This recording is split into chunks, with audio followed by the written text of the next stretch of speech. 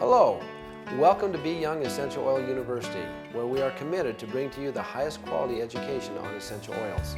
This is our series on distillation. Come with me on the journey from soil to oil as we select the plants that we will distill today. The quality of essential oils begin long before you see it as plants like this. We literally have to go into the soil and understand the soil, the climate, and many conditions.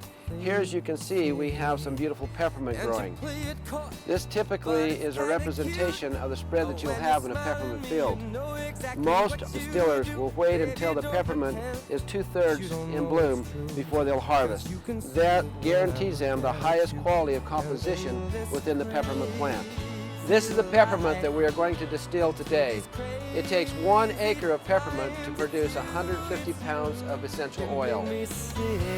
You're every line, you're every word, you're everything.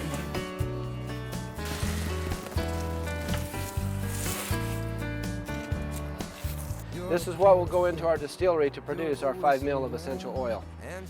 As we bring the freshly cut peppermint in from the field, we want to prepare for distillation.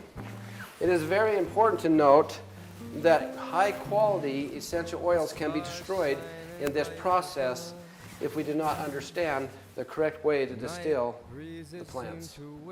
Before we start distilling peppermint, let's talk about the distillery and all of its moving parts.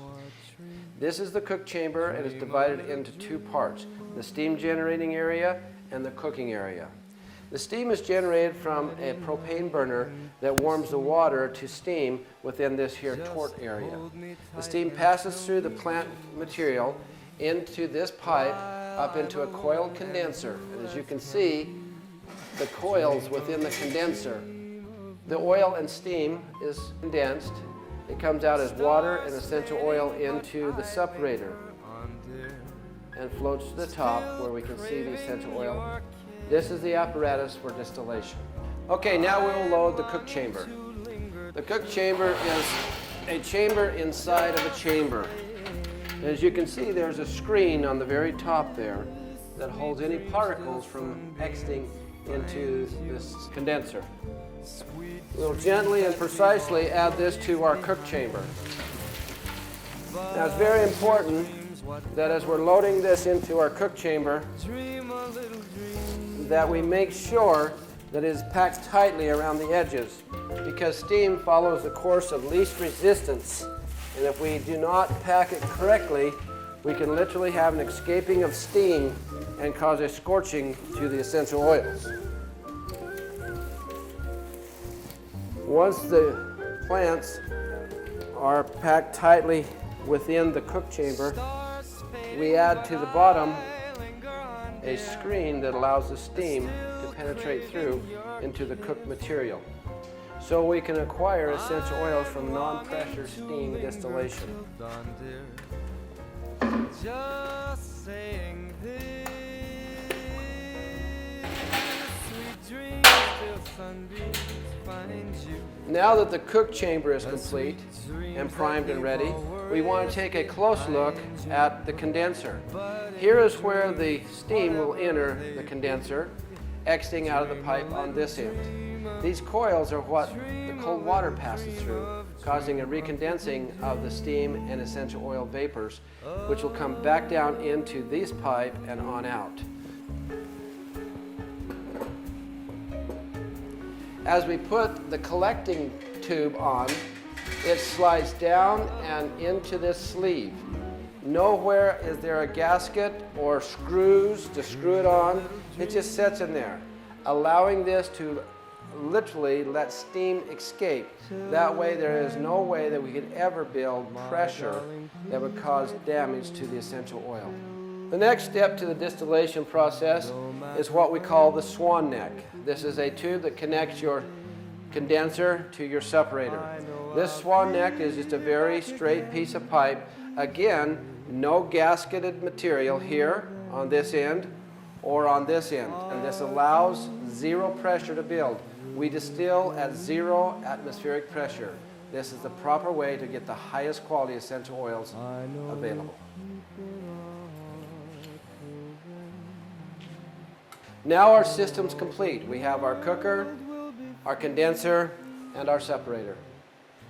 As you can see, we've attached the water sources for the condenser here. This is cold water going in, and our other pipe over here is the hot water that will be heated up from the condensing process out to the wastewater.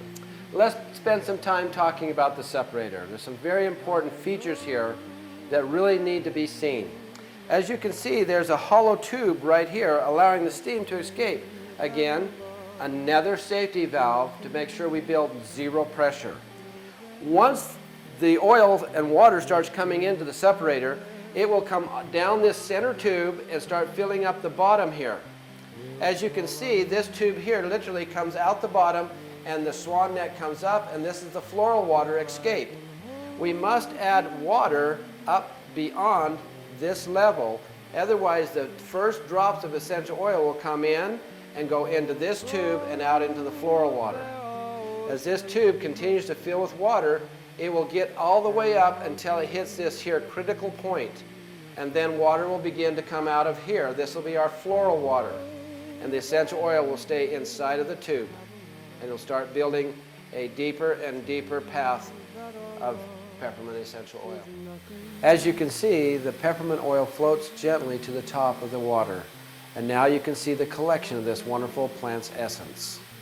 B. Young's Pure EOBBD essential oils represent the safest and purest and most beneficial essential oils in the marketplace today. It means that we have searched the world over for the purest, wild-crafted or organically grown plants, and then protected the chemical compounds in that plant to bring to you the liquid manifestation of the power of nature. B. Young does not need to improve on what nature can do. Nature is complex, so we do not have to be. We have the foresight, the commitment, and the integrity to preserve nature's best for you. So